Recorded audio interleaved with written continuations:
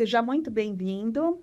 Eu estou começando hoje uma série de podcasts sobre gastronomia e o meu convidado de hoje, meu primeiro convidado, é um amigo muito especial, o chefe Alain Poletto. Seja muito bem-vindo, Alain, mon ami. Obrigado, Paula. Merci beaucoup pour l'invitation.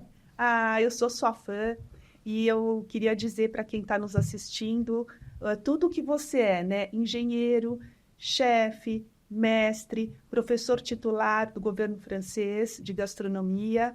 Então, eu queria falar um pouco sobre a França, que eu acho que todo mundo tem um interesse, porque é o berço da gastronomia, né? E um pouco também sobre você, sobre a sua formação, sobre o sous vide, que todo mundo... Eu acho que muita gente aqui no Brasil não sabe ainda que você é a pessoa do sous vide. Então, eu queria começar te dando boas-vindas. Obrigado, Paula.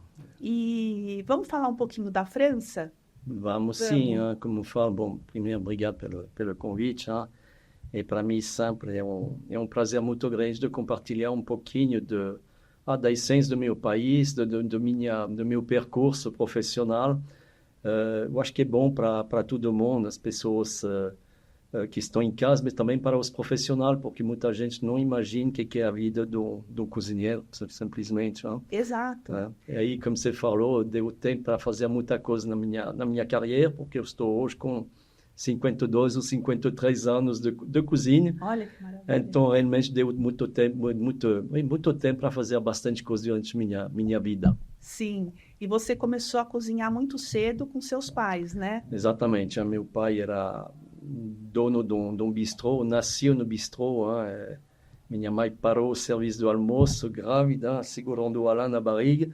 E o Alain chegou, então eu fui criado dentro do bistrô. O bistrô era muito pequeno, o bistrô clássico francês da época, Sim. o verdadeiro bistrô, o marido na cozinha, cozinhando, a mulher no salão e 2 quartos lá em cima. Então, bom, fui criado dentro do bistrô. Sim, eu acho importante até falar para os brasileiros que o bistrô, porque aqui, quando começaram os bistrôs aqui para gente, era uma coisa um pouco diferente do que é um bistrô na França.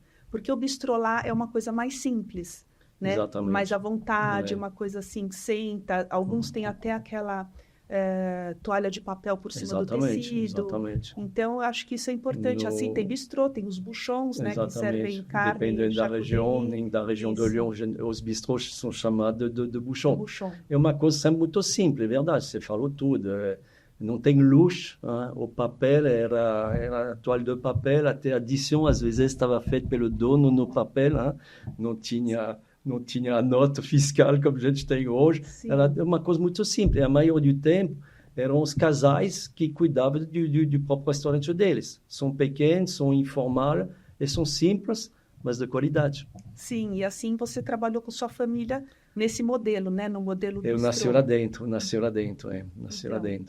E o que as pessoas também acho que não sabem tanto, só quem trabalha em restaurante, é essa coisa que você falou da parte difícil, do calor que é um restaurante, né? Porque o dia a dia, aquele calor dentro da cozinha, são coisas que a gente tem que enfrentar. Quando eu estudei gastronomia, eu fiz estágio também em restaurantes e é uma tensão lá dentro também, de certa forma, o calor que fica, né? Você não pode ter ar-condicionado. Exato. A vigilância sanitária não permite em alguns casos. Não, realmente são as condições de trabalho que são difíceis. A gente sabe, tem o calor, obviamente, trabalhar no fogão tem que ser... na pressão, justamente, a pressão.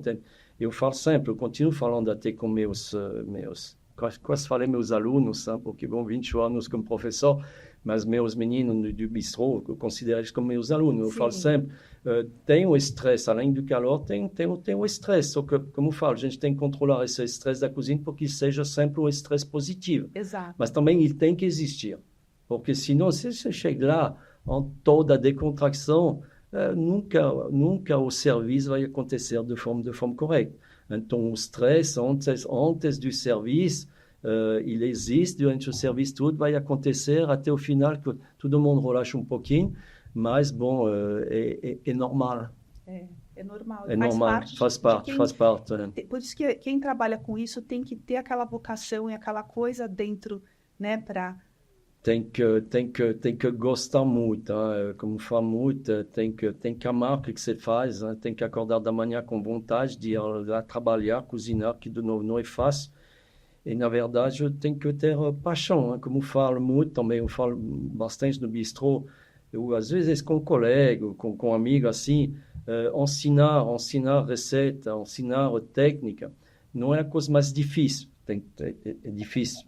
É, um pouco, mas transmitir paixão que você Exato. precisa para cozinhar todo dia, 2 vezes por dia, isso é difícil transmitir. E essa é uma missão nossa, eu diria, dos chefes da velha guarda, eu diria, Sim. de tentar transmitir essa paixão, que E não é você está fácil. sempre no seu restaurante, né? Para quem não sabe, o Alain é chefe proprietário do Bistrô de Paris, que fica numa vila linda na Rua Augusta, aqui em São Paulo. E os pratos saem da cozinha perfeitos, né? Eu acho que vem com seus olhos, porque você vê como eles colocam a temperatura do prato, eles chegam quentes, eles chegam bem decorados, o molho nada respingado, porque eu sempre falo que o trabalho para fazer bem feito ou mal feito é o mesmo, né? Porque para você jogar as coisas no prato ou você arrumar bonitinho, você vai gastar o mesmo tempo. Então, eu gosto muito de ir ao seu restaurante. Obrigado, Todas as vezes que obrigado. estive lá, eu fui surpreendida, assim, realmente tudo perfeito, pãozinho do couvert, tudo maravilhoso. Tem que ser assim, como falo, são muitos detalhes, na verdade. Como eu falo também, todo dia a gente está trabalhando bem, mas a gente pode fazer melhor no detalhe. Sim. Então, você falou, a temperatura, a forma de montar o prato, enfim, então são muitos detalhes. Eu vejo hoje, eu tenho muitos clientes que são sensíveis nesses detalhes, porque justamente não todos os restaurantes oferecem essa qualidade, como dizer, esse capricho, esse cuidado. Você falou, trabalho, a gente tem que trabalhar muito, eu trabalho com meus olhos, obviamente, mas trabalho muito com o coração. Eu tenho muita ligação afetiva, pelo meu passado, diria, da minha formação, a vivência que eu tive com meu pai, minha avó também. Então, uma coisa muito, muito afetiva. Então, enquanto eu tento de reproduzir alguma coisa que se fazia, tem que ser perfeita e tem que ser igual. Não quero fazer adaptação para o Brasil. Não, eu quero entregar a verdadeira experiência para meus clientes. E sabe, quando você falava isso do seu pai e da sua mãe, eu fico pensando que as pessoas têm que valorizar mais o que vem dos nossos avós, dos nossos pais, assim como eu. Eu sou a 4ª geração interessada na cozinha, né? Eu sou descendente de libaneses e sírios.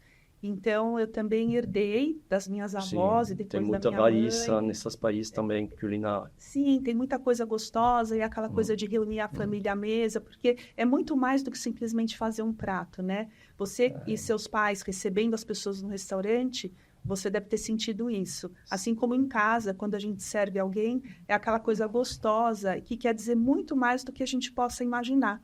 Né? Não é só um prato e suprir aquela fome da pessoa. É uma coisa mais amorosa. Você, quando faz uma coisa bonita para alguém, você preenche a pessoa, não só o estômago dela, como uma parte dela, da cabeça e do coração, né? Exatamente. Eu acho que isso que é nossa missão, eu também, mais uma coisa que eu falo todo dia para as pessoas entenderem, até equipe, que seja de cozinha dos garçons do restaurante, as pessoas não vêm para comer, para se alimentar. De uma certa forma, sim, mas vem por um momento especial. É uma experiência. Né? Como falo, qualquer cliente que chega no bistrô, é um momento especial do dia, da semana, da vida dele. Pode ser uma reunião de trabalho, que pode ser muito importante. Então, a gente vai, como dizer, finalizar um acordo, alguma coisa, então um momento especial, mas também muitos outros momentos especiais que são afetivos.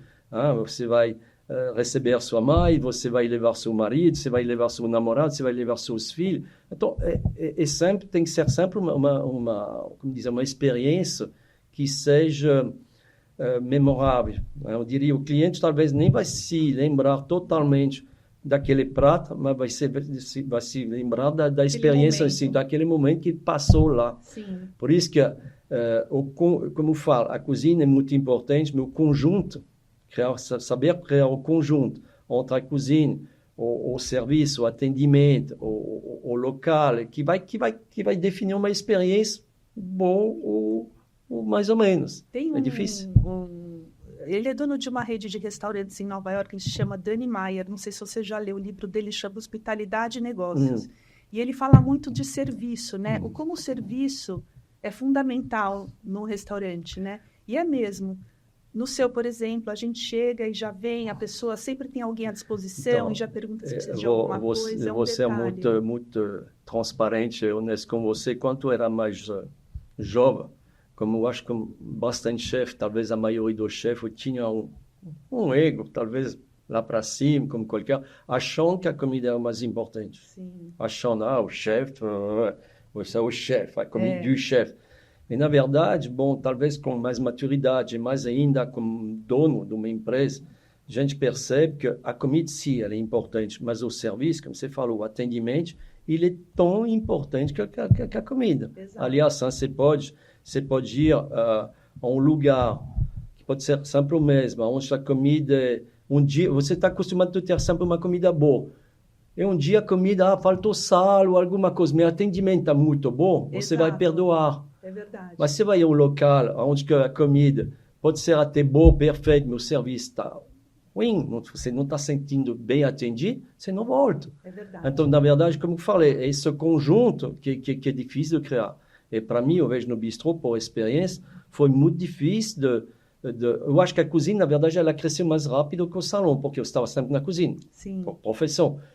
Eu não tinha ninguém, finalmente, para trazer essa alma especial dentro do salão. Aí, assim que minha cozinha ficou mais organizada, que eu consegui sair um pouquinho da cozinha e ficar um pouquinho mais no salão, eu consegui traduzir um pouquinho essa necessidade para a equipe do salão, e faz toda a diferença. E eu vejo o quanto meus meninos crescem com isso, e eles têm o retorno do cliente. Isso que é legal, porque o próprio cliente vai dizer, obrigado e tudo. Então, vocês têm uma troca pelos olhos, por um sorriso e tudo, e os garçons estão se sentindo mais valorizados também.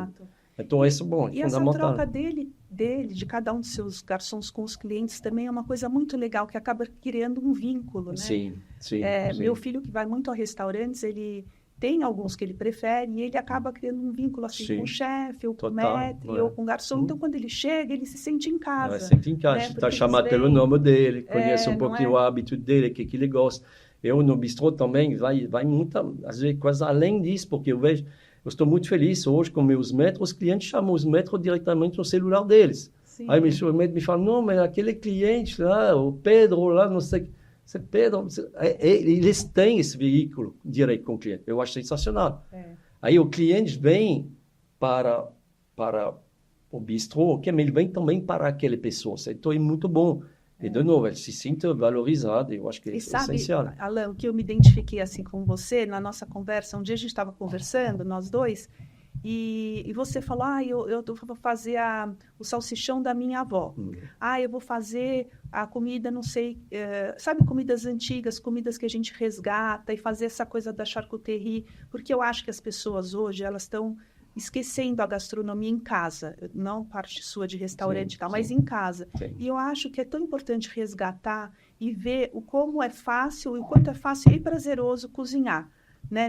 Sabe, qualquer coisa que você coloque, um legume com um pouco de sal, azeite dentro do forno, já fica delicioso, e umas ervas. Então, o meu propósito, a minha missão é incentivar as pessoas a voltarem para a cozinha, fazerem coisas para fazer tudo isso que você faz no seu restaurante, por exemplo, de acolher, você acolher sua família, seus amigos, quem você tiver por perto, né? Eu gosto muito aquele momento que a gente fala em francês de partage, hein?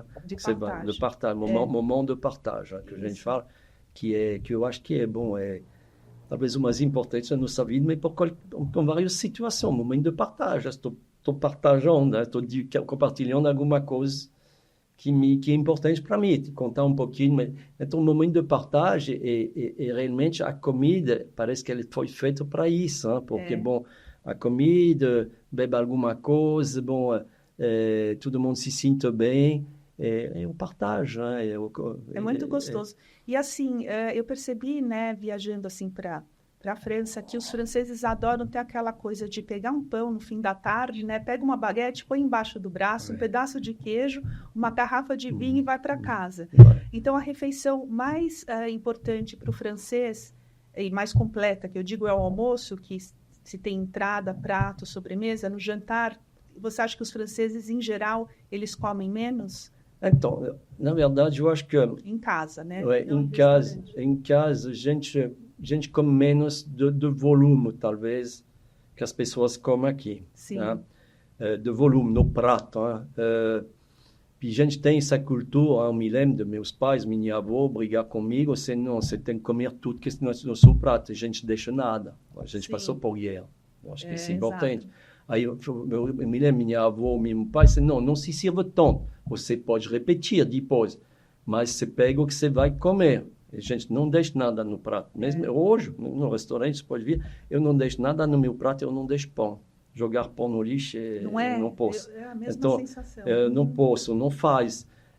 Então, a gente come de volume, eu acho que a gente come pouco realmente, um pouquinho menos, não que pouco, mas menos em volume. Sim. E talvez a gente come de uma forma mais diversificada.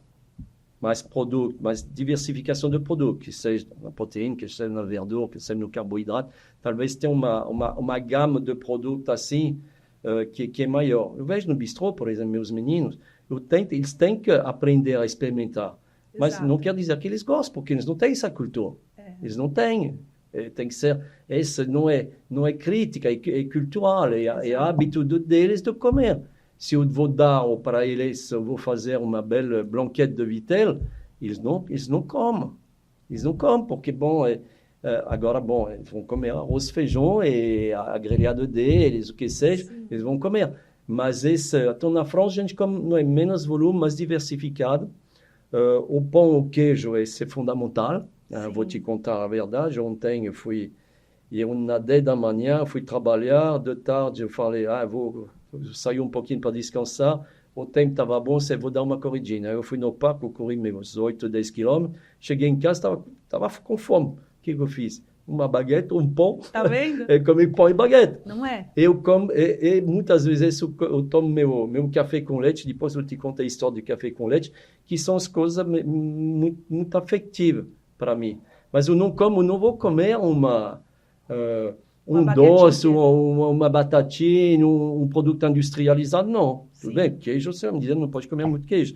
Mas eu comi minha baguete, meu queijo, estou muito feliz. Uma outra coisa também, interrompendo o que você está falando, é praticar esporte, né? Você é super esportista, eu sempre fui, meu pai colocou isso na gente, que o esporte tem que fazer parte da nossa vida.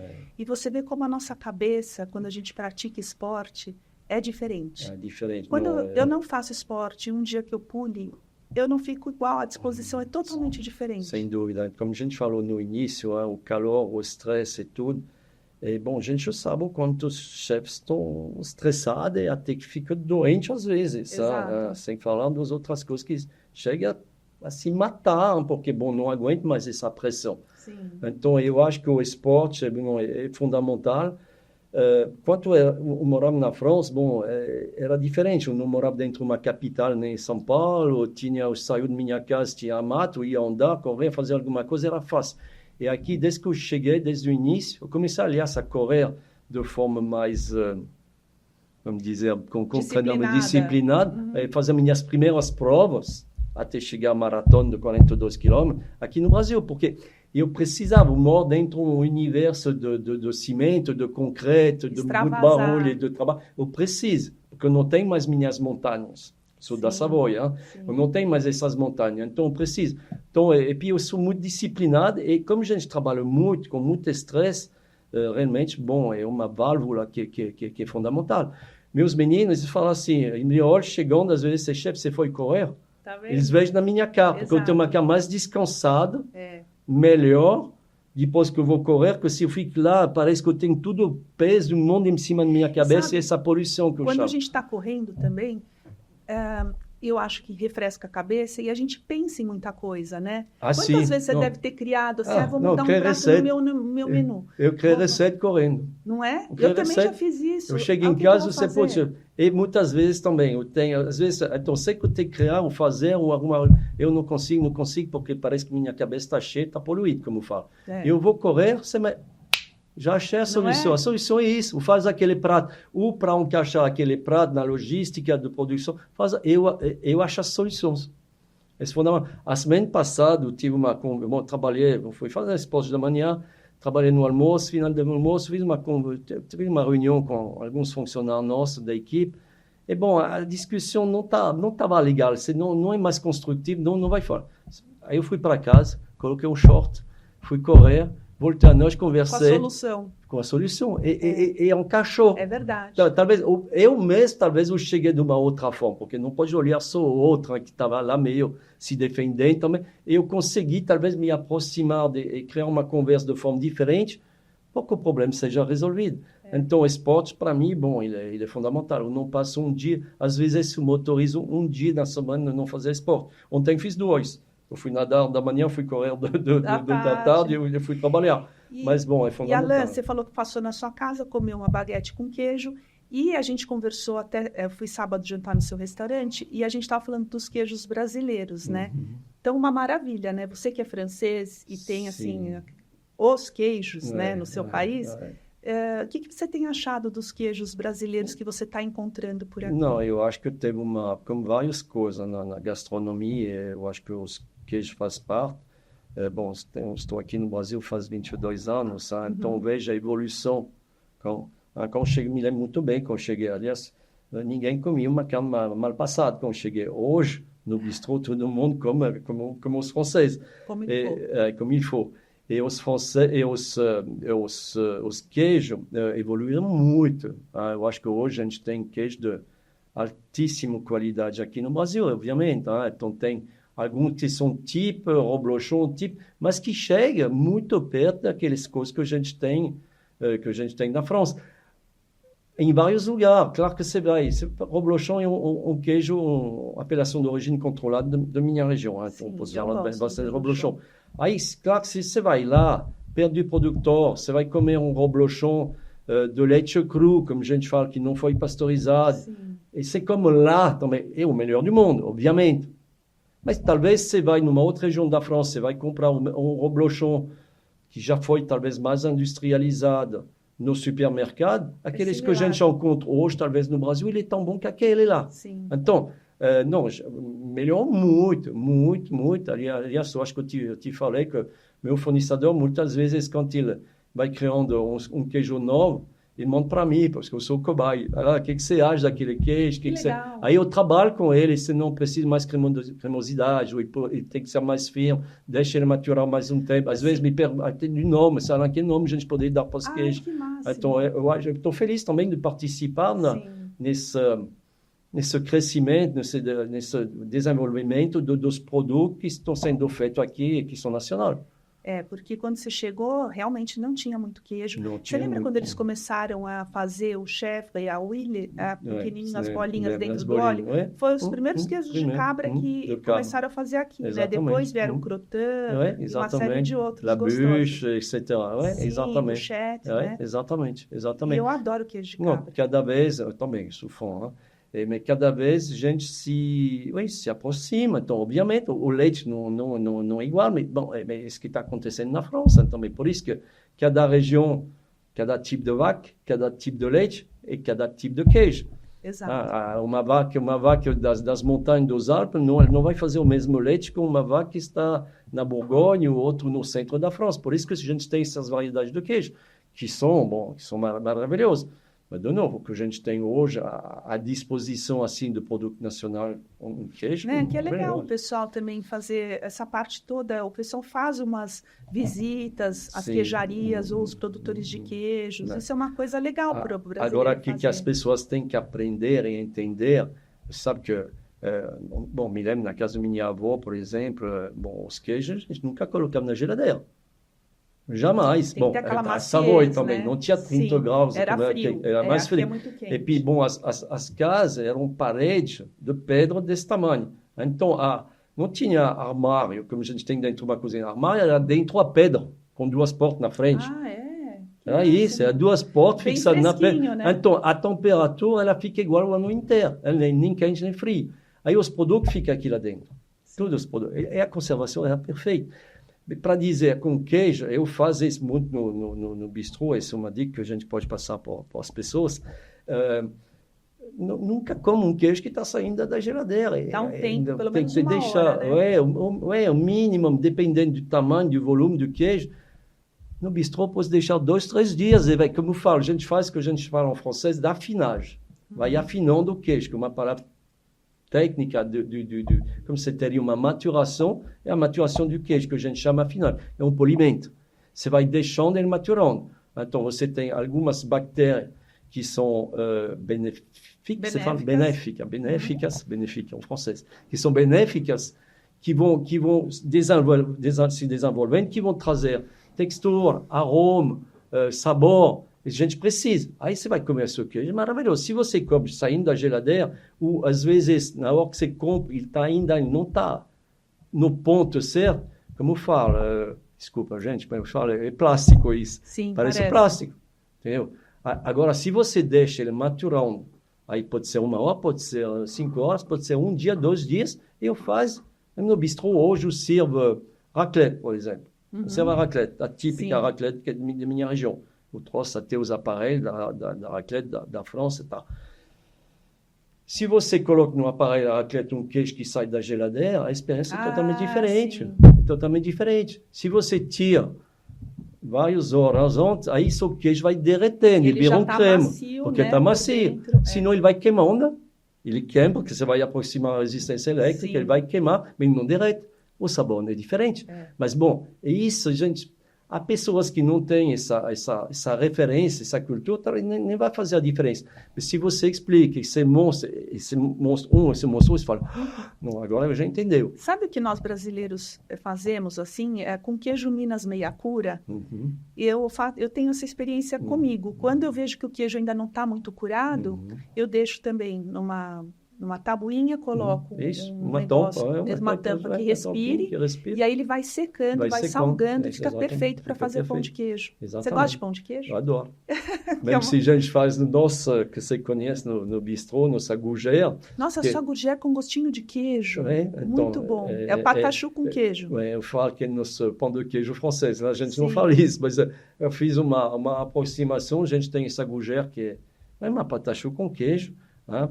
É bom, parece um pão de queijo mais leve, na verdade. Sim, é uma delícia. É uma delícia. É muito bom. E assim, para uma pessoa que hoje esteja indo para a França, né? Aqui também é um país grande, então tem muitas regiões para conhecer. O que você sugeriria, assim, por região? Por exemplo, vai para Lorraine, come uma quiche, a quiche Lorraine. Vai para Lyon, o salsichão lyonnaise.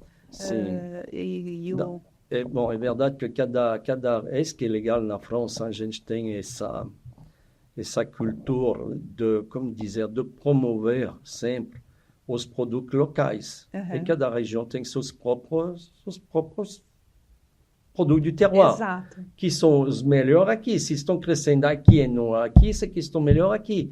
Então, é verdade que cada região tem suas especialidades. Você pega o cassoulet, por exemplo, que é nossa feijoada francesa, que eu chamo, ele vem do sudoeste.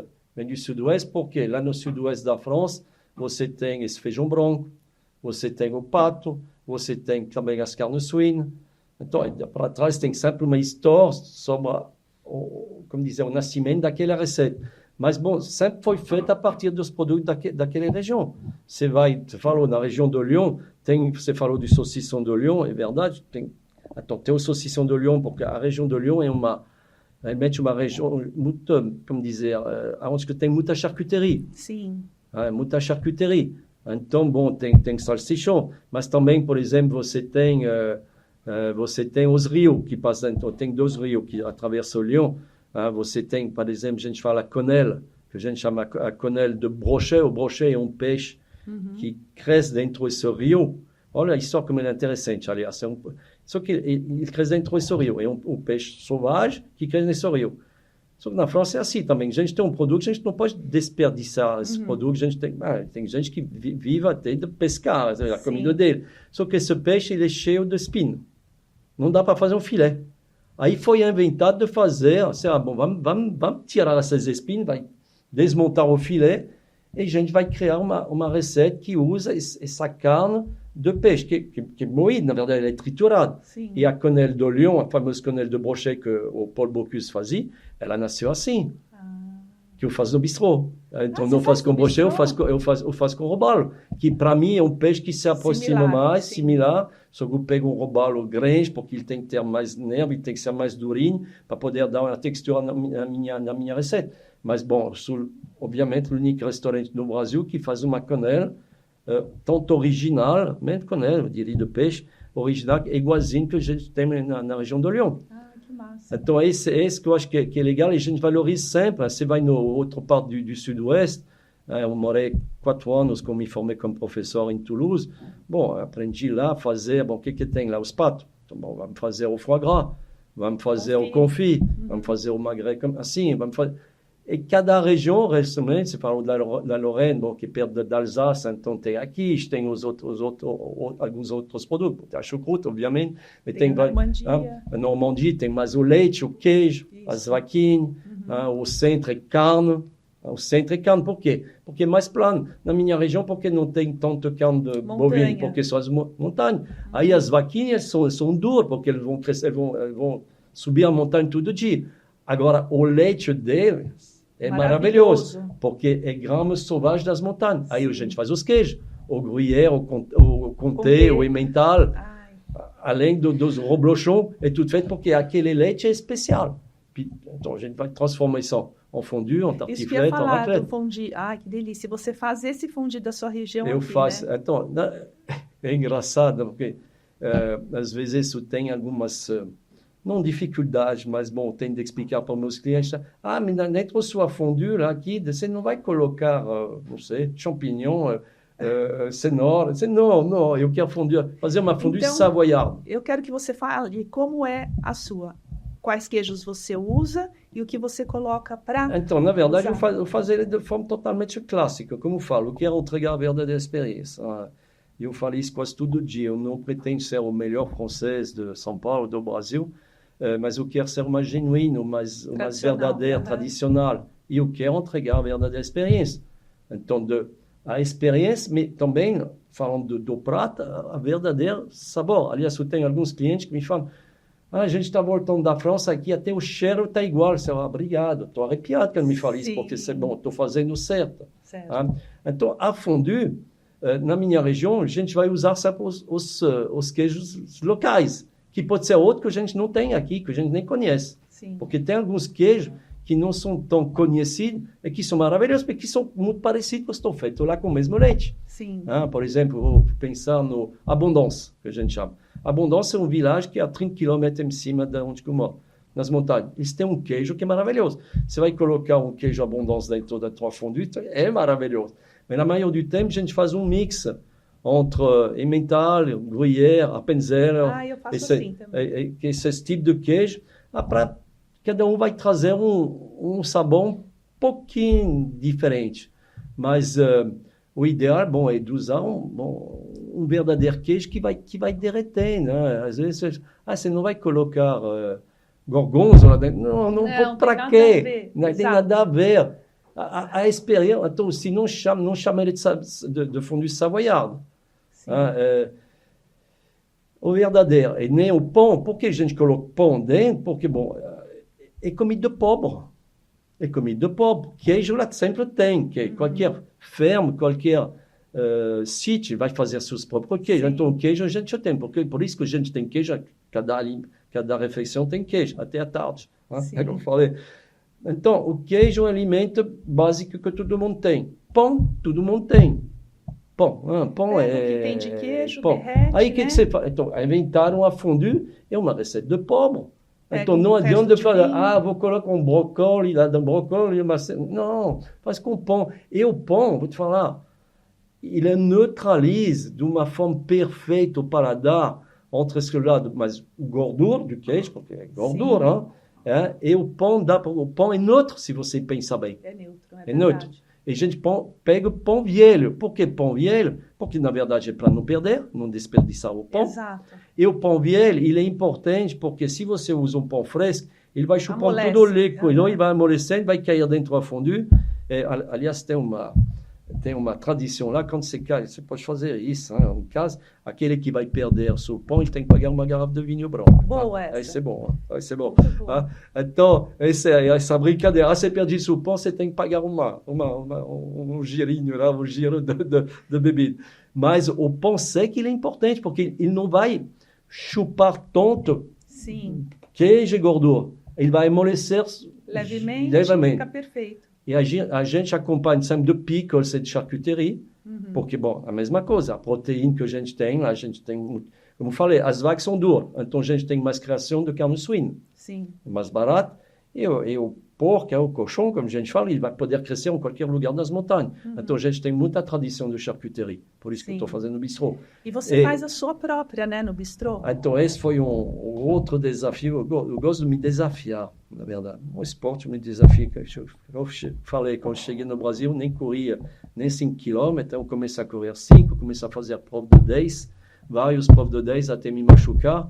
Depois falei, se eu faço 10, eu vou fazer a meia maratona. Eu fiz 21, vários 21.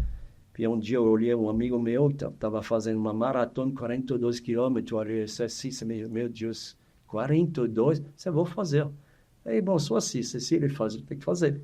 Aí então, eu comecei a fazer as minhas isso que maratonas. ele está falando é muito importante também para a cozinha, porque se você se disciplinar, você vai aprender. Hoje você pode não saber muito, você começa com um prato, vai elaborando um pouco mais, vai aprendendo, vai treinando, que a prática vai levando à perfeição, né? E você vai fazendo, até que você fique, assim, muito craque naquele prato. E é tão gostoso, né? Estou fazendo, eu vejo, eu gosto de ver isso. Outro dia eu estava falando com um jovem que eu coloquei lá na minha cozinha de produção hoje.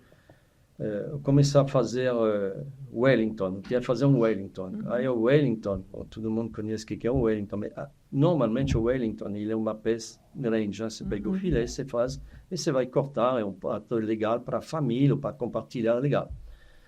Só que no restaurante, imagine, já sempre pensa assim, no restaurante eu vou fazer um grandão, eu vendo assim, eu vou vender uma porção, 2 porções, o que eu vou fazer com o resto? Vou perder. Reaquecer, não vou, hein? Sim, não tem como. Massa folhada. Aí, c'est bom, tem que desenvolver um Wellington individual, que é muito trabalhoso e tudo. Só que só assim, c'est bom, se eu faço um Wellington, eu quero fazer a minha massa folhada. Eu não vou comprar uma massa folhada, bom, então tem que comprar de um colega francês, aliás, feito com manteiga, tá? Bom, quand ele me passou o preço, a conta não vai fechar, meus clientes vão achar muito caro. E mesmo assim, eu quero me desafiar a fazer a minha própria massa folhada no bistrô com manteiga. E manteiga é difícil, porque derrete muito rápido. Aí, bom, a gente começou. Só que depois, então, comecei a fazer 6 Wellington. 10 minutos depois não tinha mais. Aí eu fiz 20, 2 horas depois não tinha mais. Só que cresceu. Aí, o que eu tive que fazer? Pegar um contractor, funcionário mais. E não faço só massa folhada, mas principalmente faço só massa folhada, todo dia à noite. Mas eu vejo como ele, a gente estava falando disso, hein? Fazendo. Tá como ele evolui, como ele está evoluindo. Pegar a mão, como a gente fala. Sim. Não adianta ter a receita. As pessoas acham, vou pegar a receita escrita e vou fazer também. Não é isso. É fazendo. E hoje eu vejo a dexteridade que ele tem até para montar o Wellington. Cada dia melhor. Outro dia eu falei com ele, cara, sensacional, porque todos os Wellingtons são iguais. No início eu tinha um assim. Hoje está tudo perfeito. Okay. É prática.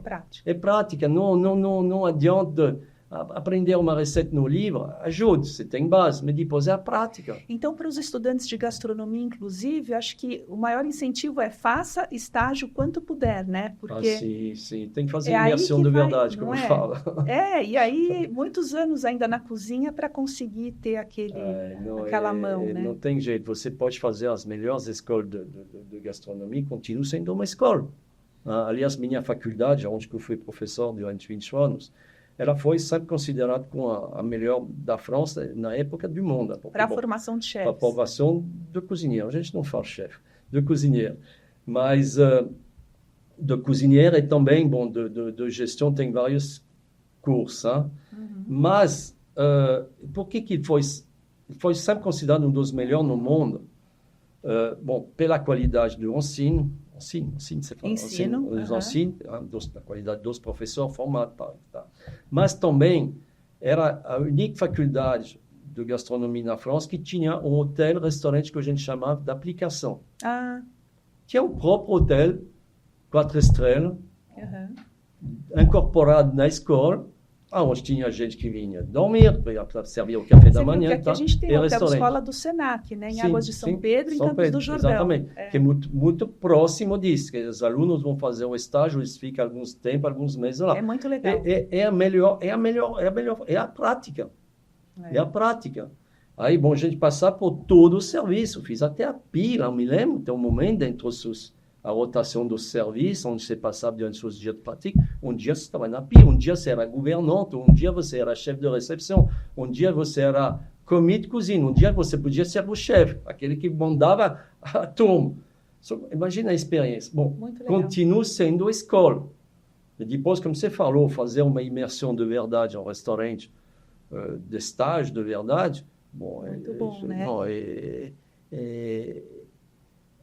é o melhor. A pessoa vai ter, como dizer, mais que uma noção, ela vai ter uma vivência de verdade, porque as pessoas não sabem o que acontece dentro de uma cozinha. Eu acho que não dá para imaginar. E sabe, eu queria te perguntar, Alain, no seu restaurante, na França, por exemplo, no Benoît, aquele bistrô, né? Eu acho que é um dos mais tradicionais, né? Sim. Eu, às vezes que eu estive lá, que agora é o Alain Ducasse que cuida, né? Antes era a família. O ex-aluno minha que é chefe lá.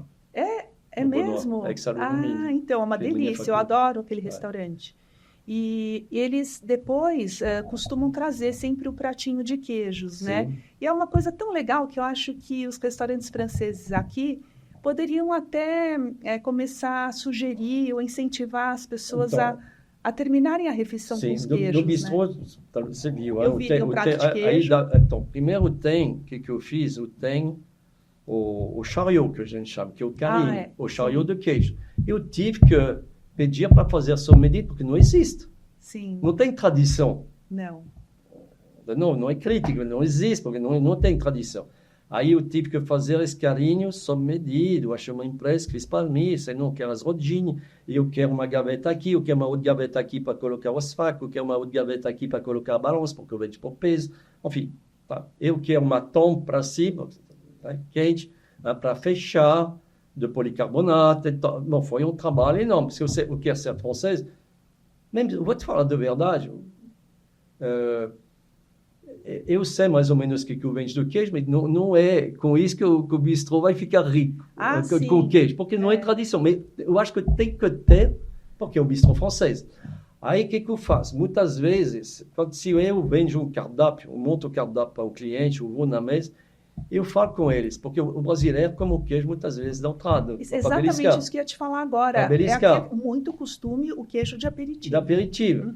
Só que para a gente, realmente, o menu clássico de família, de fim de semana, o mesmo do dia a dia, eu gosto de terminar com o meu queijo. Depois então você pode comer um entrada, pode comer um peixe, pode comer uma carne, e entre o último prato proteico, vamos dizer, e a sobremesa, a gente come o queijo.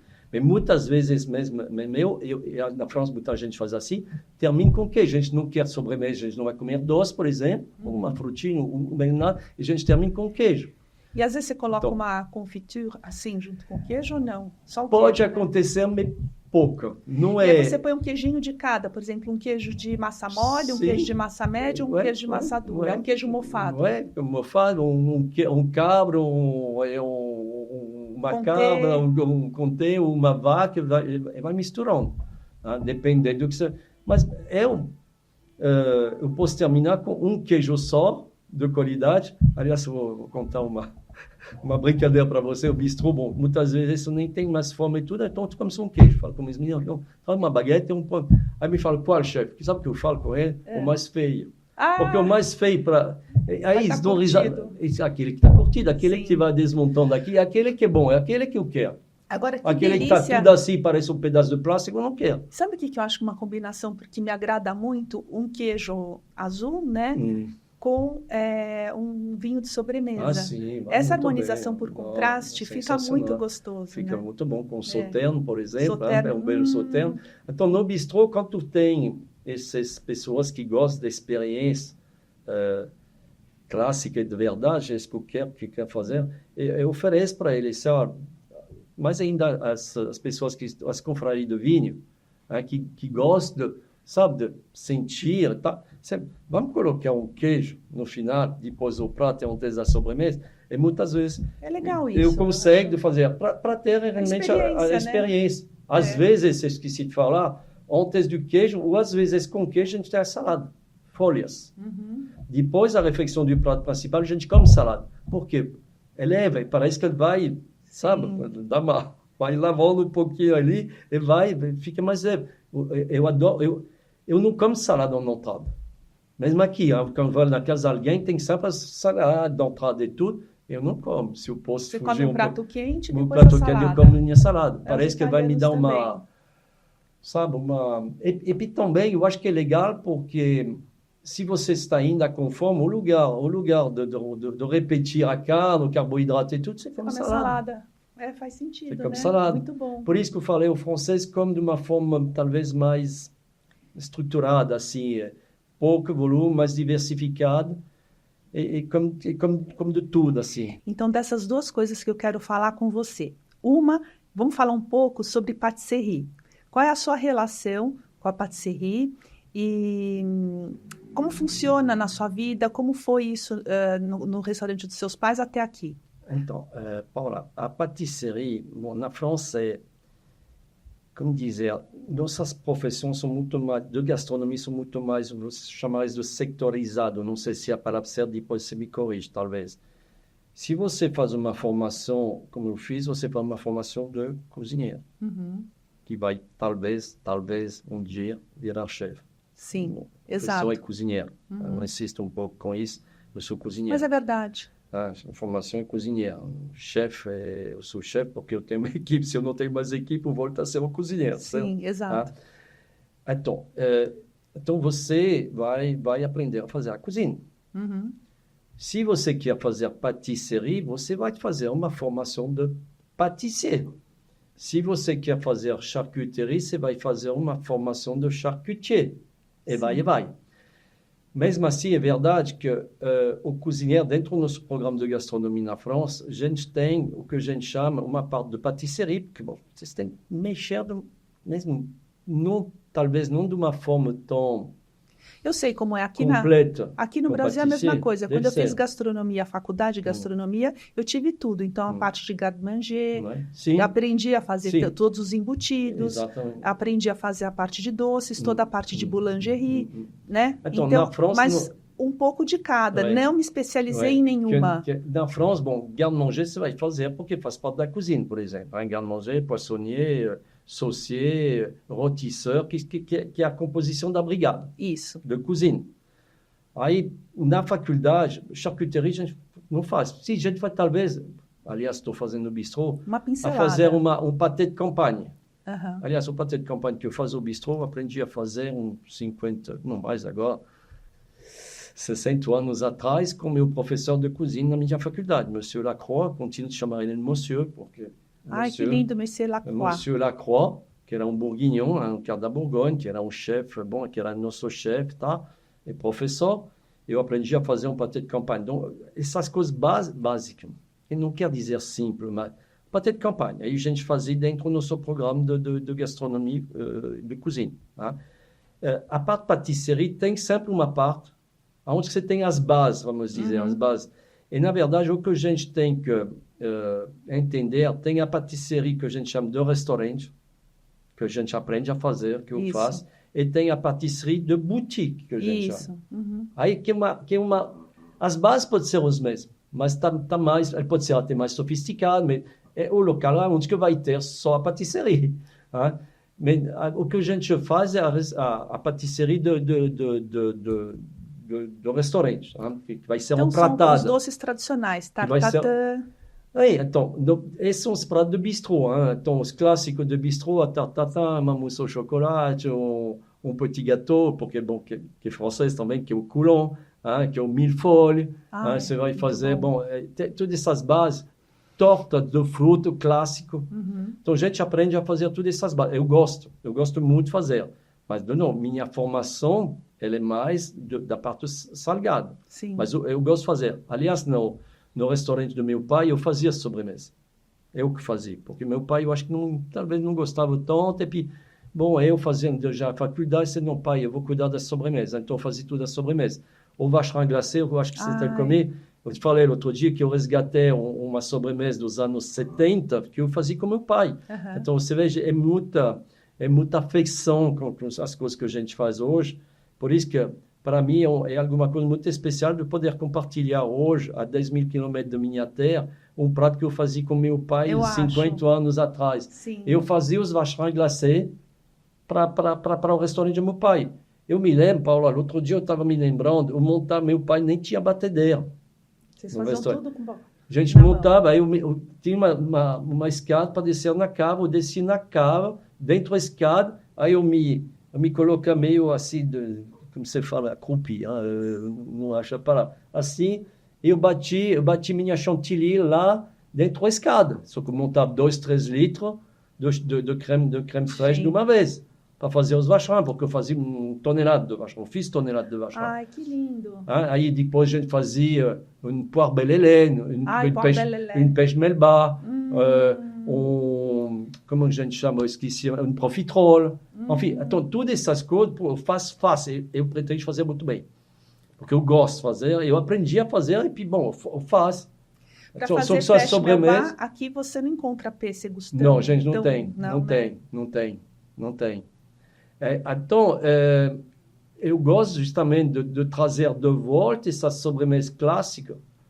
Eu também acho massa. Que são aqueles que têm sabor. Porque se você pega muitas sobremesas hoje mais modernas, tem gelatina, tem espuma, tem muito componente aqui. Tem até bastante produto industrializado. Que lá não, todas essas sobremesas que a gente faz, elas são tudo feitas na mão de forma clássica. Eu gosto. Entendeu? Eu gosto também. Eu me identifico muito mais com isso. Por isso que, aliás, eu tenho um bistrô, que eu chamo um bistrô, que é um restaurante de alta gastronomia. Não é minha cara, que é um bistrô. Uma coisa simples que pode ser de altíssima qualidade, mas que é um bistrô. Que é mais descontraída, que corresponde mais à minha personalidade, eu acho. Eu fui uma vez também, quando eu cursei gastronomia, a faculdade, fui com meu professor, um grupo de alunos para Paris, e a gente visitou o Pierre Hermé, todas as boutiques, como você está falando, a Pâtisserie de Rêve, não sei se ela existe ainda. E tem tanta coisa dessa alta pâtisserie que você está falando, que não é a pâtisserie clássica, né? Não. São coisas novas, com cremes. A Cordon Bleu aqui, eu fui lá também, fiz um curso lá de macarrão na época, na Cordon Bleu. Conheci a Le Nôtre também, fiquei encantada com a Le Nôtre, achei maravilhosa a escola. Tradição também, né? Muita tradição. Me apaixonei pela escola e... O macarrão é uma coisa que ficou muito na moda aqui pro brasileiro, né? Eu não curto muito, não, para falar a verdade. Então, também, bom, eu já eu como pão e queijo, né? É um pedaço de salsichão que eu falo de linguiça seca. Eu sou mais salgado que doce. Né? Mas, bom, de novo, se eu estou sozinho, não como doce. Se eu vou um evento, uma festa, eu vou jantar com você, o Edu, a gente vai ficar na mesa. Eu vou trazer uma tarte tatin interna, mas eu vou comer. Eu gosto. Mas, assim, o dia a dia, eu sou mais salgado. Muito mais salgado. Mas o doce, assim, de vez em quando só. Hein? Mas então, o macarrão é engraçado que o brasileiro valoriza muito o macarrão. Eu, pessoalmente, eu não gosto. Eu não sei por quê, porque, bom, vai em Paris, então vai visitar... Vai na La Durée. Exatamente, vai visitar essas casas chiques, como a gente fala aqui. É bonitinho, tudo coloridinho, numa caixinha, né? Mas não me apetece, eu não... Então, eu faço no bistrô, porque eu sei meu café gourmand com macarrão, porque eu sou francês também, eu tenho que ter meu vacherin glacé, meu vacherin que eu faço macarrão pequenininho, eu coloco no redor dele. Então, todo mundo adora. Eu, pessoalmente, de novo, é muito açúcar para mim. como, eu vou comer um assim, mas de novo, eu prefiro meu pão e queijo. Ai, que delícia! Não, e os pães agora aqui também estão melhorando muito, né? Sim, não, Então, eu acho assim, eu encontro várias padarias que eu não compro pão industrializado, de saco, nada disso, com conservante, corante, aquela série de produtos químicos. Sim. Eu prefiro esses pães de fermentação natural. Sim. E a gente tem tantas boutiques de pães agora gostosas. Cresceu muito. Tem um francês também que você me disse que é seu amigo também, que faz perto da minha casa. Tem um outro lugar delicioso, os brioches que têm sido feitos aqui são muito gostosos. Sim. O croissant mudou muito, porque as padarias antigas aqui tentavam fazer, mas faziam com aquela gordura gradina, aquela coisa horrorosa, né? E não era um croissant aquilo, era qualquer coisa que você aperta, vira uma maçaroca, né? É horrível. Então é gostoso isso, de você poder comprar essas coisas com qualidade de gente que sabe fazer. Sim. Né? Não, a gente tem hoje, eu acho que mais ainda depois da pandemia, a gente tem a impressão, abriu muita coisa de pão, porque todo mundo comprou mais pão, eu acho, durante a pandemia, comendo em casa. E começaram a fazer pão em casa. Mesmo eu fazia meu pão em casa durante a pandemia. É uma delícia, hoje eu não tenho mais tempo, porque eu precisava de 2 dias para fazer, mas eu fiz bastante pão em casa durante a pandemia, né? Que delícia. E uma coisa, gente, que eu gostaria de falar, que é super importante, que é para dar tempo da nossa entrevista aqui, cabe uma coisa tão importante que é a sua vida com sous vide. Sous vide, que é a cocção a vácuo, né? E ele vai explicar, o Alain, para a gente, o método sous vide, resumidamente, de uma maneira didática, e a relação dele com essa técnica, porque há um livro publicado aqui no Brasil, é difícil achar, já tentei, porque a edição esgotou, mas na França ainda tem alguns exemplares usados, ele vai reescrever outros sobre o assunto. Eu, quando fui estudante de gastronomia, não soube essa referência do Alain, eu acho que é uma coisa que teriam que falar mais aqui no Brasil, sabe? Que eu acho super importante. Então, eu queria que você falasse para a gente sobre esse método e o seu envolvimento com essa técnica. E como fazer, né? Para quem não conhece. Se você me permite, vou falar um pouquinho primeiro como que eu cheguei no sous vide, né? Para entender, porque para as pessoas que eu falo sempre que o sous vide, eu considero ele nem meu filho. Aliás, eu fico triste quando eu vejo um sous vide mal feito, me magoou, como se você vai destratar meu filho, é a mesma coisa. Exato. Porque eu tenho uma relação muito especial com o sous vide, porque, cheguei assim, na verdade, quando estava me formando como professor, eu fiz 4 anos de formação. Durante esse tempo de formação, a gente tinha muitas matérias diferentes, todas ligadas finalmente na gastronomia, mas tem dias, às vezes, você fala, eu sou professor de cozinha, você é para cozinhar, por que eu estou fazendo tantas matérias? Mas, graças a Deus que eu fiz, porque, finalmente, a gente se sente mais formado, mais ricos, finalmente. Mas, na época, eu fazia bioquímica, eu fazia engenharia de alimentos, eu fazia microbiologia, engenharia, todas essas matérias. Aí, minha cabeça, durante esse tempo de formação, estava a 100 mil.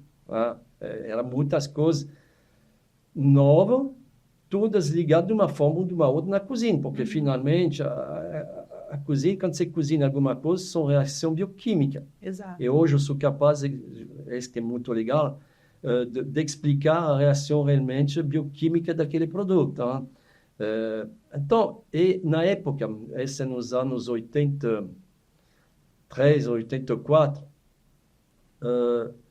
a gente falava de sous vide, mas o sous vide era usado, na verdade, ele existia já há muito tempo atrás, por isso que eu sou sempre tenho muito cuidado para dizer que eu não inventei o sous vide, porque ele existia já de uma forma industrial, lá na França. Tem algumas empresas que cozinham batata a vácuo, por exemplo. Era um processo totalmente industrial. Sim. O presunto cozido que a gente tem aqui, o jambon blanc, o presunto cozido, era o presunto inteiro, o formato que você conhece, era cozido dentro de uma embalagem. Então, já era um sous vide. Já era um sous vide. Era um sous vide, só que industrial e tinha só aqueles produtos, totalmente industrializados. Então, eu ouvi falar dessa tecnologia e eu comecei a estudar. E a usar um pouquinho justamente de toda a minha formação microbiológica, bioquímica, para entender e relacionar com nossa cozinha. Aí, finalmente, estudei, e eu trouxe o sous vide na restauração, nos restaurantes. Sim. Tirei da indústria, puxei da indústria para os restaurantes.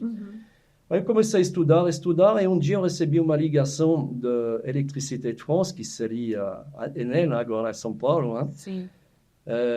O senhor, não, será que eu não paguei minha conta elétrica? Não tinha nada disso. Me falaram, não, a gente ouviu, a vida era assim, às vezes, coisa acontece, né? A gente ouviu que você está já super avançada na pesquisa teórica e científica do sous-vide. E, bom, a gente está te ligando porque a gente tem um cliente nosso, um grande cliente, então um grande cliente da Enel é um cliente que vai gastar muita eletricidade, certo?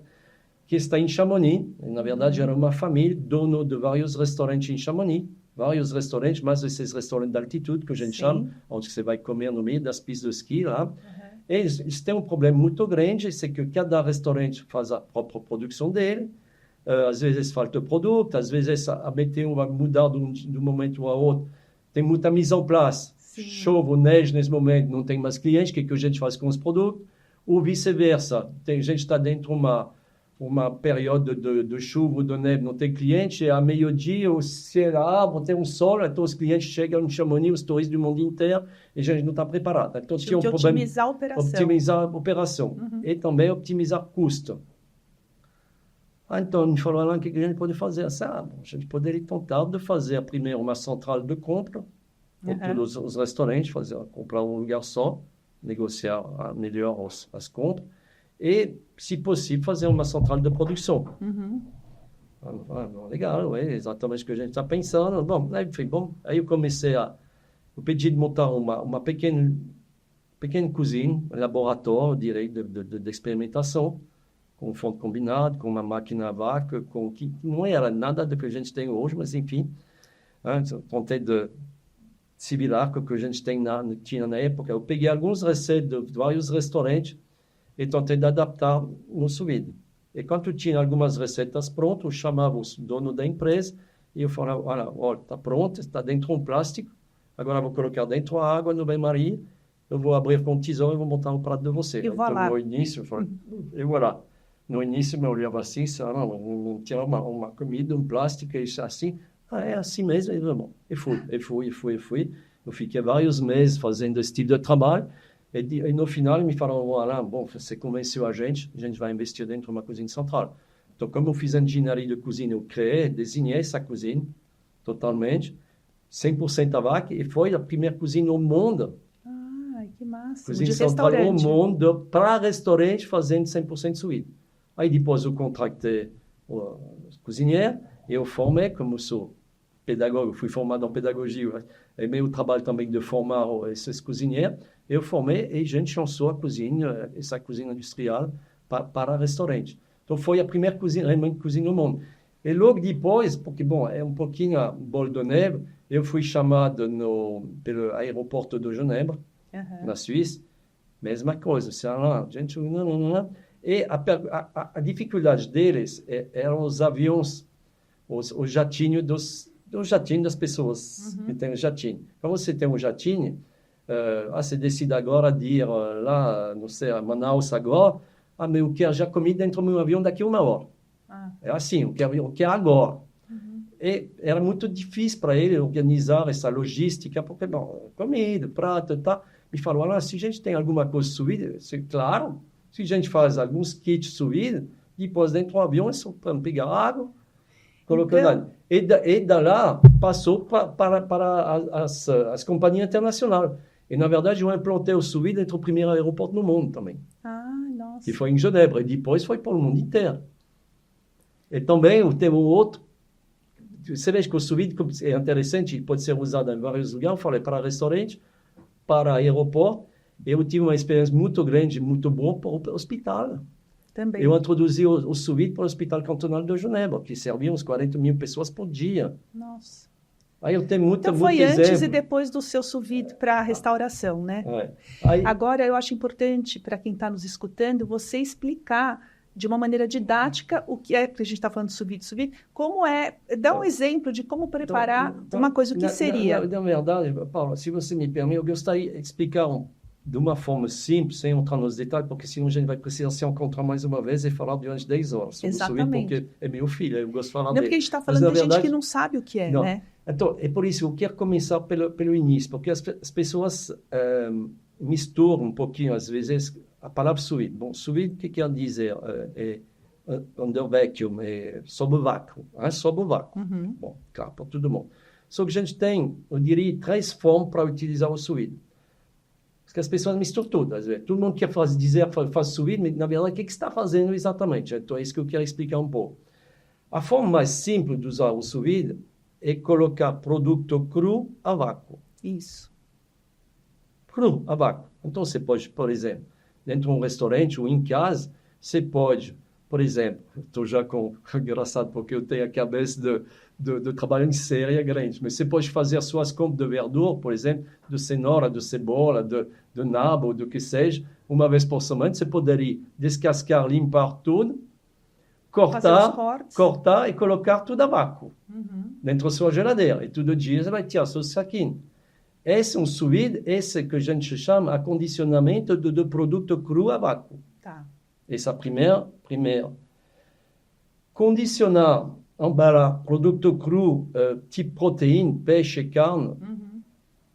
Eu diria que em casa, se tem intoxicação, vai ser só para você mesmo, então não tem risco. Em restauração é muito mais complexo, porque, bom, colocar um produto sous vide, cru, as bactérias, não vou entrar muito nesse aspecto, mas um pouquinho, as bactérias que são mais patogênicas, que são mais perigosas, que a gente chama, elas são anaeróbicas. Então, quer dizer, você está criando um meio, um espaço bom para o crescimento dessas bactérias. Porque quanto maior a atividade de água, mais vulnerável a bactéria, né? Quanto mais seco está um produto, menos bactéria ele terá. Então, lá você vai mantendo umidade, e mais que tudo, essas bactérias anaeróbicas, elas precisam da absência de oxigênio para poder crescer. Então, você está criando um environamento que é bom para eles. Então, proteína, eu diria que tem que ter muito cuidado com isso.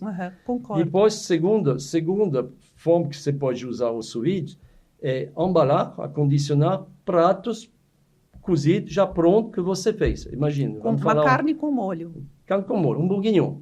Você pode fazer um bourguignon de forma clássica, e você pode embalar a vácuo.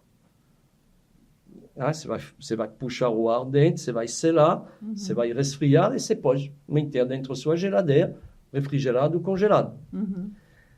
Um restaurante, a gente tem muito mais rigor que isso. Não é tão simples. Por exemplo, no bistrô eu faço alguns pratos assim. Aí a gente tem que separar o molho da carne, a gente resfria, uma máquina de resfriamento rápido para baixar a temperatura de mais 65 a 10 ou menos de 2 horas. Essa é a legislação francesa que eu estou falando. O problema é que a gente não tem legislação no Brasil sobre isso. Sim, eu acho que essa parte que você está falando do sous vide bem feito para a restauração tem que ser feita dessa maneira, com controle total de temperatura, etc.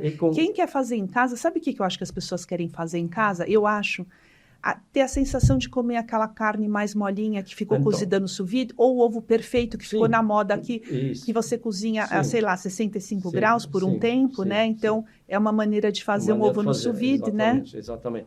Aí depois, ele fica cremoso, né? Depois fica cremoso. E depois você teria a terceira forma de usar o sous vide, que é aquele que eu desenvolvi, que é a cocção a vácuo. É cozinhar dentro da embalagem. Porque as duas primeiras que eu falei não tem cocção. Sim. É só conservar. Você acondiciona a vácuo. Agora, a grande sacada, justamente para que a carne fique molinha, é fazer uma cocção a vácuo. Então é diferente. Você usa embalagens diferentes que são próprias para a cocção. Mais firme para entrar na água quente. Para a cocção, você tem tudo um processo que está sendo diferente. E vocês vão usar todas as temperaturas certas para alcançar o objetivo que você quer. O objetivo é a própria proteína daquele produto. Tá. Porque uma proteína de carne ele vai cozinhar a X graus, uma proteína de peixe a 6 graus, e um carboidrato vai cozinhar com uma temperatura ainda diferente. É bem complexo. Então, essa é toda a parte que eu estudei muito, e que, bom, me ajuda todo dia, mesmo cozinhando no tradicional hoje, eu penso nisso, porque, bom, me ajuda. Porque mostra bem que, na verdade, quando a gente cozinha, se você faz uma carne bem passado ou mal passado, o que você faz, na verdade? Você, não é só o tempo, na verdade, você coagula ou menos coagula algumas proteínas do sangue da própria carne. Você está trabalhando na bioquímica. Então, quando você conhece essas temperaturas, você não erra mais. Você não erra mais, você consegue fazer. Então, o summum, diria, o topo do vácuo, realmente é cozinhar dentro da embalagem. Então, claro que em casa, a pessoa pode cozinhar verdura, legumes, pode cozinhar frutas, pode cozinhar um peixe. Aí é sensacional, você não vai sujar nada no fogão, não vai expirar gordura, não sei o quê. E você vai poder, não tem cheiro, porque você vai ficar tudo dentro da sua embalagem. Mas tem que ter uma seladora a vácuo, né? Então, tem que ter, de qualquer forma, se a gente fala, exatamente, Paula, se a gente fala sous vide, under vacuum, sob vácuo, em português, sob vácuo, você tem que ter realmente essa máquina, para poder chupar, aspirar tudo o ar que está dentro da embalagem. Por exemplo, a pessoa colocaria uma aposta, um pedaço de peixe com alguns temperinhos, umas ervinhas, tal, fecha, põe, cozinha, tira e fica aquela... Sim. Aí, ou você come imediatamente, em casa, a maioria do tempo é isso que vai acontecer, então você vai aproveitar de toda essa textura maravilhosa do cozimento nessa temperatura certa. E senão você vai resfriar esse produto. Então, em casa, você vai esfriar dentro da água com gelo, para esfriar bastante, de uma forma muito rápida, e você vai conservar dentro da sua geladeira ou dentro do seu freezer. E, de novo, você vai poder montar seu cardápio assim, fazendo os kits. Você chega em casa à noite, hoje, o que eu vou comer? Eu já fiz na minha casa, vou te contar uma história. Eu brinquei uma vez com os amigos, eu convidei uns 10, 12 amigos, não me lembro, na minha casa. Aí, eu falei, eu vou surpreender eles para mostrar um pouquinho como funciona o suíno. Aí chegou o primeiro, abriu a porta, eu falei, o que você está fazendo aqui? Não tem nada hoje. Eu falei, não eu, sei, não eu, estou brincando, pode entrar. Ele me falou, não tem panela, não tem chá, não tem nada. Eu disse, não, vamos tomar só um vinho.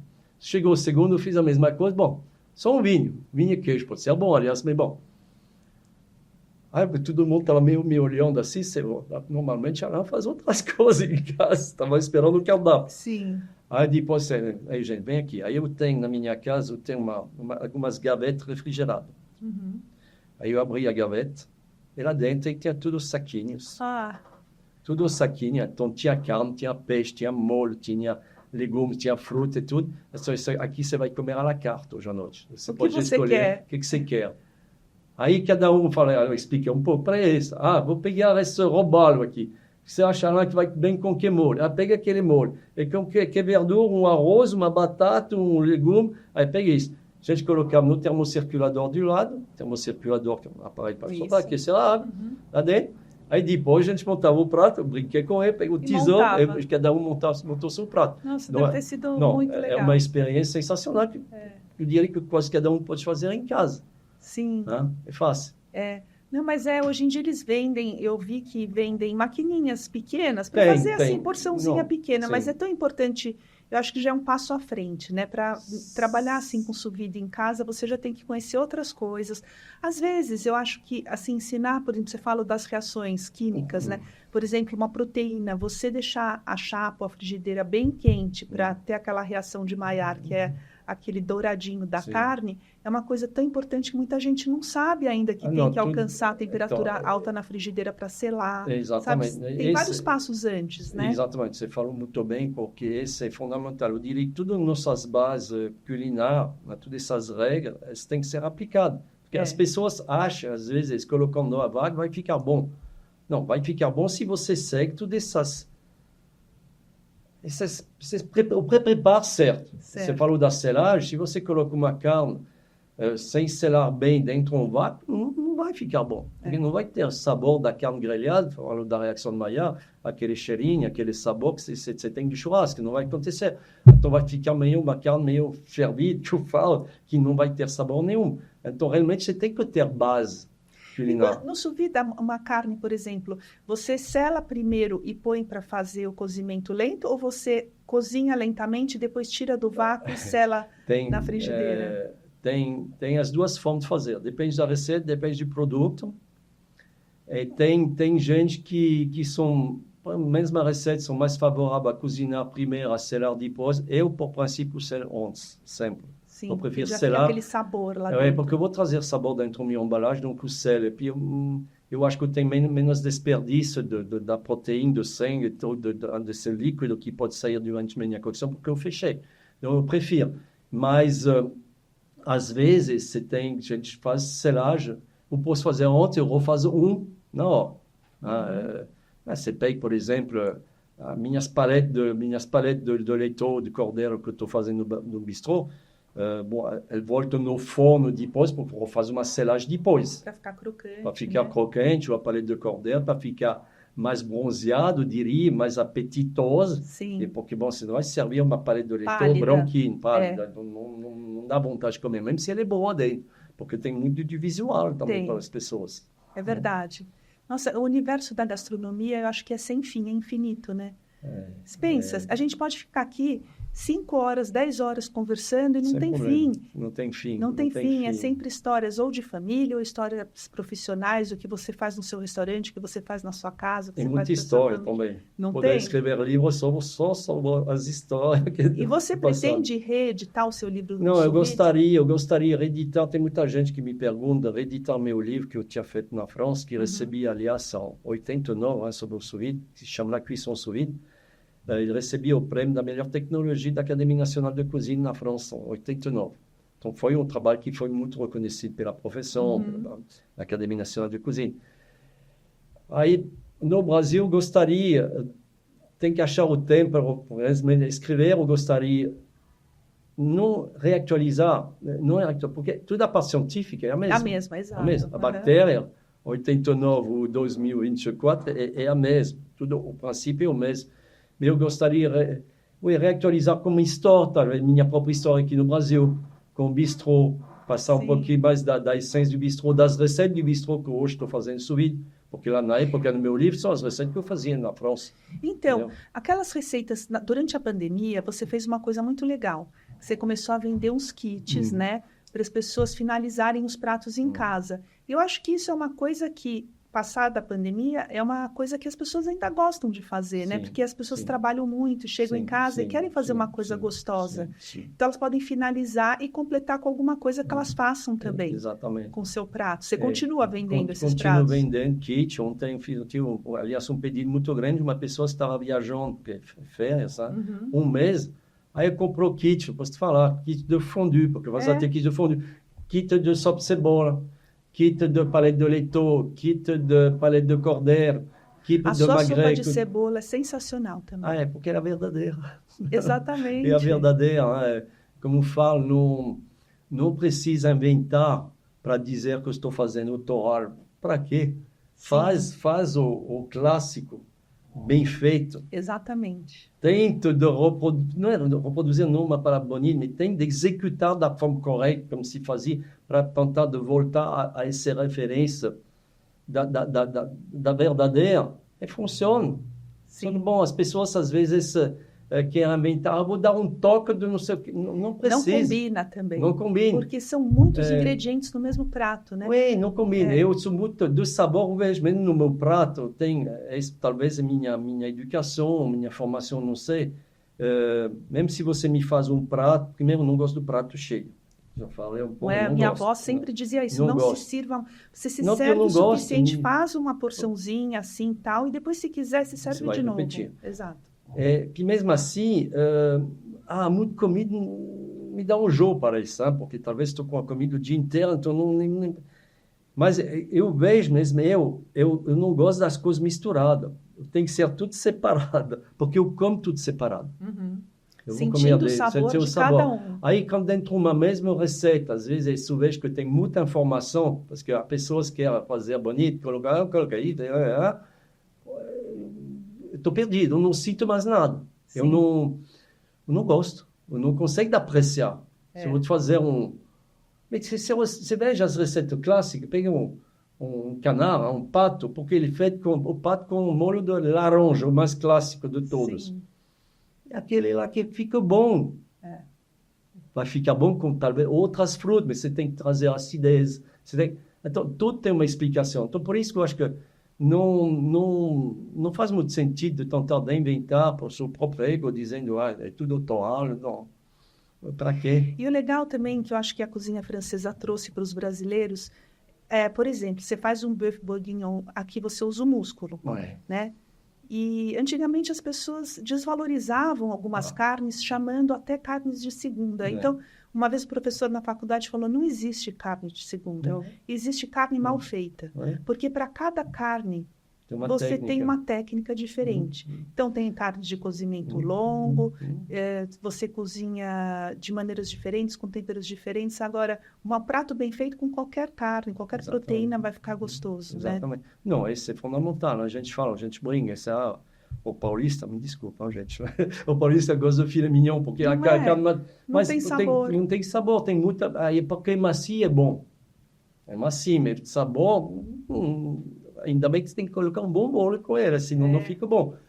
Mas, bom, um belo filé mignon também, daquela vaca, daquele boi, é bom, mas eu, justamente, é mais difícil, eu gosto de me desafiar, como falei, de valorizar um produto que se diz do segundo, do terceiro, porque na França a gente fala 3 categorias, no Brasil tem só 2, na França a gente tem 3. Sim. O animal está dividido em 3 partes na França, primeira categoria, segunda e terceira. Mas o desafio é justamente saber valorizar pela técnica e através de uma receita um produto do segundo. E para as pessoas é muito melhor, vai economizar dinheiro e vai comer muito bem. Como você falou, você pega um pedaço de acém ou de músculo, sabendo como cozinhar ele, fica maravilhoso. Mas você tem que entender que o colágeno que está dentro, que as pessoas falam, está duro e está gorduroso. Não é gordura, não é gordura. E se está duro, é porque você não soube fazer direito. Você tem que entender como transformar esse colágeno em gelatina, uma gelatina que fica dentro, mas também não transformar, não abusar, porque essa gelatina não sai da carne, senão a carne realmente vai ficar, como se fala, em fibrosa. Não fica agradável para mastigar. Então você tem que entender o tempo, a temperatura para transformar esse colágeno em gelatina, mas ficando dentro das fibras. Sim. É lá que interfere o conhecimento, a técnica e, bom, o savoir-faire.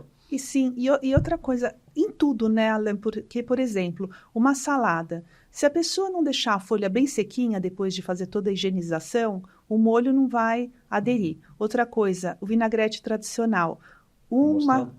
Pode ser com mostarda, claro. Do Dijon. E assim, sempre aquela proporção de 1 ácido para 3 de óleo, né, de azeite. Base, que é a base, então, que é uma base que as pessoas aqui, principalmente, punham muito ácido na salada, muito limão ou muito vinagre. Então, hoje, com um fouetzinho, assim, qualquer batedor ou com garfo mesmo, você bate aquele ácido com um bom azeite e uma pitadinha de sal, um pouquinho de mostarda, Dijon. Aí não fica melhor. Não é? Você sabe fica que uma o Dijon delícia. faz meu próprio vinagre. Ai, que máximo. Deve ser. Também é fácil, né? É não ter desperdício, primeiro, não ter desperdício, porque se sobrou vinho, ou se eu tenho um vinho mesmo bouchonné, como você fala em português bouchonné? Tem sabor de rolho, né? Quando ele está... calma que já vem o bouchonné na minha cabeça. Ele está... Não é amanhecido que fala, é assim, passou do ponto, né? Já está... A rolho deu um sabor, bom, bouchonné. Eu não vou jogar fora. Não joga fora. Eu faço vinagre. Exato. E meu vinagre é o melhor vinagre que existe no planeta. Eu faço minhas ostras, aliás, eu servo com os vinagres da casa, que é maravilhoso. E também eu gosto porque, bom, de novo, uma química, eu criei, que a gente chama a maille, a madre do vinagre, que é um elemento vivo, que fica lá dentro, que a gente vai regar de vinho e tudo. Maravilhoso. Bom, outro dia eu coloquei um cliente, amigo nosso, que levou não sei quantas garrafas de champanhe, de Dom Pérignon, que não estava bom. Passou. Bom, acontece. A pessoa tinha isso em casa. Sim. Foi no vinagre. Eu faço vinagre até Dom Pérignon. Então, tá vendo? Não pode ficar ruim. Mas é isso que é legal. Aí depois você faz uma salada ou alguma coisa. Mas eu falo sempre com meus meninos. É bom, eu acho que exemplo da salada, para ser boa, ele pode ser maravilhoso, mas tem que ser feito de forma impecável. As folhas, como você falou, sequinhas, escolher as folhas, saber cortar as folhas, onde que tem que ser cortado, com as mãos, com delicadeza. Enfim, e a salada, realmente, eu gosto muito de salada. Eu também. Se eu viajo, mas às vezes eu viajo no norte do país ou outro, Eu não consigo ficar mais de 2, 3 dias sem salada, parece que eu estou desidratando, não estou bem. Eu gosto muito de salada.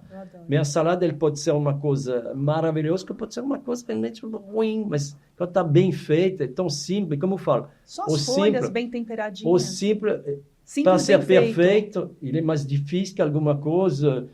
Você vai colocar um monte de trufa, um monte de caviar, um monte de foie gras, nunca vai ficar ruim, porque pelo valor. Mas não é isso que vale. Não é isso que vale. É o conhecimento, o savoir-faire. Tem técnica para tratar folha de salada. Para tudo, né? Para tudo. Para cenoura, para batata, para cebola. Uma cebola, você consegue fazer tantas variações de sabor, não é? Sem dúvida, sem dúvida. Batata, eu acho que a batata... Bom, adoro batata. Por que eu adoro batata? Porque na minha região a gente come muito batata. Por quê? Porque a gente passou por guerra. Sim. Então, é um alimento que cresce em qualquer lugar, mas nas montanhas ela cresce. É barato, faz para fazer na hora, nesse caso, fazer qualquer... É tão versátil. Combina com... Adriana, minha esposa, me fala, você faz as melhores batatas do mundo. Ai, que delícia. Aí eu tenho tantas receitas, mesmo receita do meu pai, de batata. Mas a Adriana está comendo batata ou não, afinal? Isso que eu quero saber, porque ela está tão regrada com a alimentação dela. Ela come pouca, mas de vez em quando ela não resiste, ela vai comendo uma batata. Eu adoro mas, também. Eu adoro batata. Eu adoro. Bom, você deve se lembrar do Joël Robuchon na França, que era um dos melhores chefes franceses. Eu fui no restaurante dele. Uma das receitas mais famosas dele era a purê de batata. Sim, maravilhoso, aquele purê bem cremoso, com bastante manteiga. Bom, tudo bem, talvez não eu tento fazer assim, o meu, passa na peneira. Mas é tudo a técnica, a técnica, a batata que ficou de cocção perfeita, que você trabalhou quente ainda, que se ressecou. Enfim, mas para tudo na cozinha tem um porquê, na verdade. É verdade. Só que as pessoas hoje, muitas vezes, que já querem fazer a foto instagramável, como você sabe, mas não é isso. Para trás tem tudo uma técnica básica que tem que ser respeitada para chegar naquele ponto. Se não chega. Por isso que eu gosto de ir no seu restaurante, porque a gente tem essa experiência. Eu me encantei quando você contou o que você fez para o Dia dos Namorados. Eu não estive lá no Dia dos Namorados, mas quando você contou que preparou, fez o menu degustação do seu jeito, prato por prato. Então, mais do que tudo, a pessoa está lá comemorando aquele momento e aproveitando toda aquela atmosfera e tudo que você está passando através daqueles pratos que você criou. Paulo. Você sabe que bom, foi um trabalho, eu até falo com os meninos, porque às vezes eles não reparam. Mas, bom, foi um trabalho primeiro intelectual, montar o cardápio, aí um prato ali, não vai. Pensando depois na logística daquele dia, porque, bom, eu trabalho com equipe. Porque todo mundo ao mesmo tempo. Eu tenho 18 cozinheiros no bistrô hoje, então é uma turma grande, saber como a gente vai. É só um dia, o dia depois eu já tenho que voltar ao meu cardápio normal, não é tão fácil. Mas eu fiquei muito feliz, e aquele dia, bom, trabalhei 14 horas na cozinha. 14. Então, porque era só coisas novas, eu quis, eu aproveitei, eu fico muito feliz, fiquei cansado no final do dia, mas muito feliz de ter oferecido uma verdadeira experiência de bistrô super francês, que não tinha nada de adaptação e tudo, super clássico tudo, e ter aproveitado desse momento para ensinar mais técnica para meus cozinheiros. Porque tudo que eu fiz, bom, chamava ele, mostrei. Eles adoram, né? Eles adoram. Porque é novidade. Então, são realmente experiências... E está tendo jazz lá ainda? Ou você... Toda terça-feira, ontem à noite eu sou louca por jazz. Eu quero ir na próxima terça, eu estou lá. Está lá. Hoje à noite, às quarta-feira, tem a Lúcia que canta também toda música francesa clássica. Então, você quer, que lindo. Você quer que ele cante para você La Vie en Rose, ela vai cantar La Vie en Rose para vocês. E os domingos à noite também ela canta para... O domingo à noite eu não abriu, na época, agora eu abro de noite. Eu quero transformar isso em um programa. Então, tem muita gente que volta do fim de semana da praia ou nas montanhas e faz almoço e jantar no bistrô. Chega às 5, às 6, que a gente trabalha naquele tempo intermediário entre almoço e jantar, tipo 5, 6, 7. A gente não fecha. Aí dá para fazer, chegar em São Paulo, descontar, comer bem, beber um drink e ir para casa cedo. Para poder trabalhar segunda-feira. Então, eu tenho bastante bons clientes também no domingo à noite. Olha, eu quero te agradecer.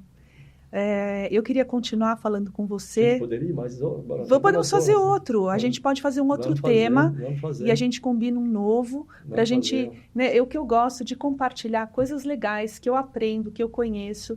E o Alain, com as histórias dele, realmente são histórias encantadoras. É muito gostoso escutar. Se encontrar de novo, para mim vai ser o maior prazer, né? Como falo, compartilhar um pouquinho da vida de um cozinheiro. Né? Eu acho que é bom que as pessoas se entendam um pouquinho.